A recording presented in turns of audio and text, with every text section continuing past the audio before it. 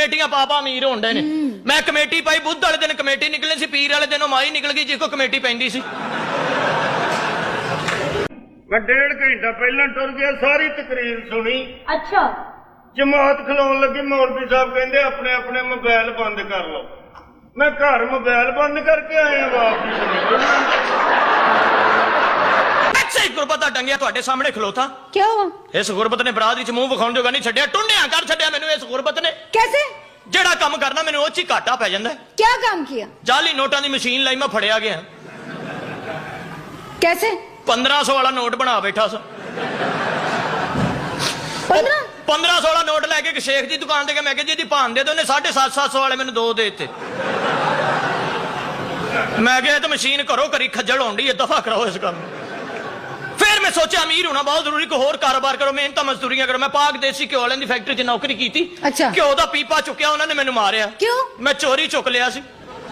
मगर तुम तो वहाँ नौकरी कर रहे थे ना? हाँ, उदो छुट्टी हो गई सी जदों मैं चुकिया। सही मारा ना उन्होंने। फिर मैं सोचा अमीर होना बहुत जरूरी, कोई होर कारोबार करो। अच्छा। कोई मेहनत करो, मजदूरियां करो, कमेटियां पाओ। लोग कमेटियां पापा अमीर होंदे ने। मैं कमेटी पाई, बुध वाले दिन कमेटी निकली सी, पीर वाले दिन माई निकल गई जिस को कमेटी पैंदी सी। मेरी सारी कमेटी उस माई नूं लभण ते लग गई। अच्छा। फिर मैं सोचा अमीर होना बहुत जरूरी, कोई होर कारोबार करो। मैं नहर ते कच्छे किराए ते ला ले। फिर कच्छे ला के जे बैठा ही तो नहर सुक गई। क्यों? मैं बथेरियां आवाजा लाउंदा रहा, मैं कहा सुक्की नहर च नहाउण वाले कच्छे ने, आ जाओ रगड़ा लवाउण वाले कच्छे ने। मेरी तो किस्मत ही इंज दी है। क्या हुआ? ईद की नमाज पढ़न गया तो नमाज निकल गई। अच्छा। 1.5 घंटा पहला मैं टुर गया, मैं क्या हर साल निकल जाती है, हरका नहीं जाके नमाज ही पढ़नी। मैं 1.5 घंटा पहला टुर गया, सारी तकरीर सुनी। अच्छा।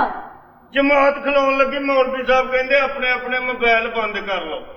मैं घर मोबाइल बंद करके आया वापस।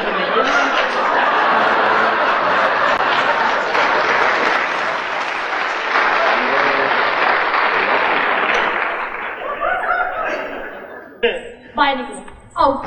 चला जाना, आज तो बाद मैं तेरे वेड़े नहीं बढ़ाऊंगा फिर। शुक्र अल्लाह का, दफा हो जाओ यहाँ से। हाँ, आज तो बात तेरी मेरी खत्म। मैं नहीं आवांगा, तू ही आएंगी मेरे पीछे। मेरी आती है जूती। ये भी नाल ही होनी, इन्नू भी पूछ लांगा मैं। नहीं तो ना सही समझ दी अपने आप। चला जाना, आज तो बाद इतने नहीं मैं बढ़ाऊंगा। शुक्र अल्लाह का। कह दी अपनी मां नू कि वो रूठ के चले गए हैं। समझ दी थी अपने आप नू नहीं।